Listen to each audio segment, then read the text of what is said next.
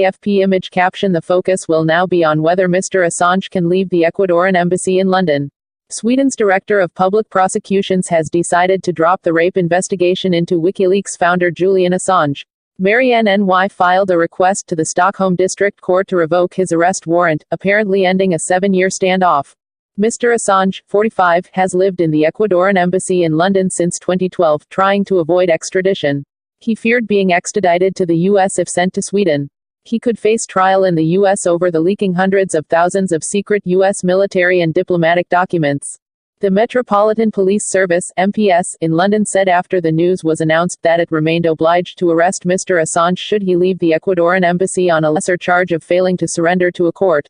A brief statement ahead of a press conference by the prosecutor later on Friday said, Director of Public Prosecution, Ms. Marianne Ny, has today decided to discontinue the investigation regarding suspected rape, lesser degree, by Julian Assange. Mr. Assange has always denied the rape allegations against him, and was interviewed in the embassy in London 6 months ago in the presence of Swedish officials. After the news was announced on Friday, Wikileaks tweeted that the focus now moves to the UK, saying the UK had refused to confirm or deny whether it has already received a US extradition warrant for Julian Assange. The Metropolitan Police Service in London issued a statement saying that its actions had been based on a response to a European arrest warrant for an extremely serious offence.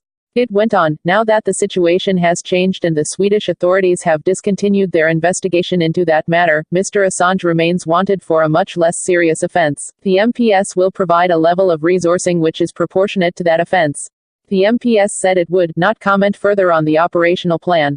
Last month, Mr. Assange's Swedish lawyer filed a new motion calling for his client's arrest warrant to be lifted.